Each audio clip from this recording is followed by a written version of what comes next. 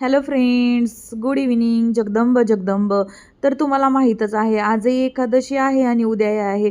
देव उठणी एकादशी आहे. देव उठतात ती एकादशी असते. तर उद्या कार्तिकी एकादशी आहे. आषाढी कार्तिकी भक्तजनी येती, अशी कार्तिकी आणि आषाढी अशा मोठ्या एकादशी असतात. तर याचप्रमाणे कार्तिकी एकादशी आहे आणि आमच्या अण्णा गेलेले आहेत पंढरपूरला. तर मी तुम्हाला इथे दर्शन देत आहे घरी बसल्या पंढरपूरचं. तर पंढरपूरला अशी परिस्थिती आहे, म्हणजे इतका आनंदमयी आणि इतकं छान असं वातावरण आहे. हे पहा, अशा प्रकारे सजावट केलेली आहे विठ्ठल रुक्मिणीची छान. खरच्या फुलांनी किती सुंदर बघा पंढरपूर सजलं आहे, नटलं आहे. हे पहा, कार्तिकी एकादशी निमित्ताने आषाढीला मोठी वारी जाते आणि कार्तिकीलाही जाते. आणि अशा प्रकारे वारी असतात आषाढी कार्तिकी. आणि त्याचप्रमाणे हे बघा, आमच्या अण्णांनी व्हिडिओ मी त्यांना म्हटलं होतं की मला पाठवा, आणि त्यांनी पाठवण्याचा पुरेपूर चांगला असा छान असा प्रयत्न केलेला आहे. एवढ्या गर्दीमध्ये सुद्धा पहा त्यांनी कसा व्हिडिओ छान प्रकारे शूट केलेला आहे. त्यांचा कॅमेरा इतका काही असा म्हणजे क्लिअर नाही आहे, तरीही त्यांनी खूप छान असा टाकण्याचा प्रयत्न केला आहे.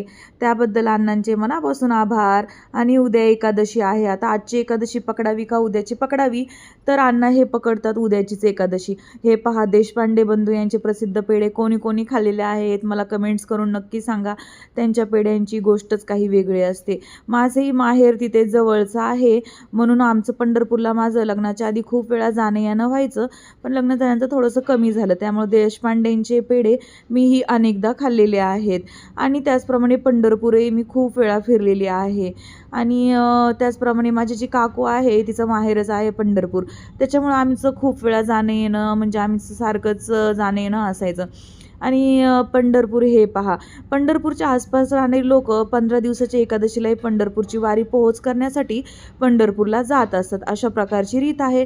आता आमच्या अण्णाही आषाढी वारीचा आळंदी ते पंढरपूर करतात, ते माळकरी आहेत. आणि कार्तिकी वारीला यावेळी त्यांना जायचं होतं, पण काही परिस्थितीमुळे ते नाही जाऊ शकले, तर त्यांना जाणं काही पॉसिबल झालं नाही कार्तिकी वारीला. पण पुढच्या वर्षी ते जाण्याचा प्रयत्न करतील. अशा प्रकारे पहा, आता उद्या मी एक व्हिडिओ शॉर्ट टाकेल की पंढरपूरचं विठ्ठलाचं रूप, सजलेलं नटलेलं रूप कसं आहे त्याचा मी शॉर्ट टाकेल, तो तुम्ही नक्की पहा. आणि माझे व्हिडिओ आवडले असतील तर नक्की लाईक करा, कमेंट्समध्ये जय हरी विठ्ठल अशी कमेंट्स करा. आणि कसं वाटलं तुम्हाला पंढरपूरचं दर्शन घरी बसल्या बसल्या ते नक्की मला कमेंट्स बॉक्समध्ये सांगा. धन्यवाद. Stay tune.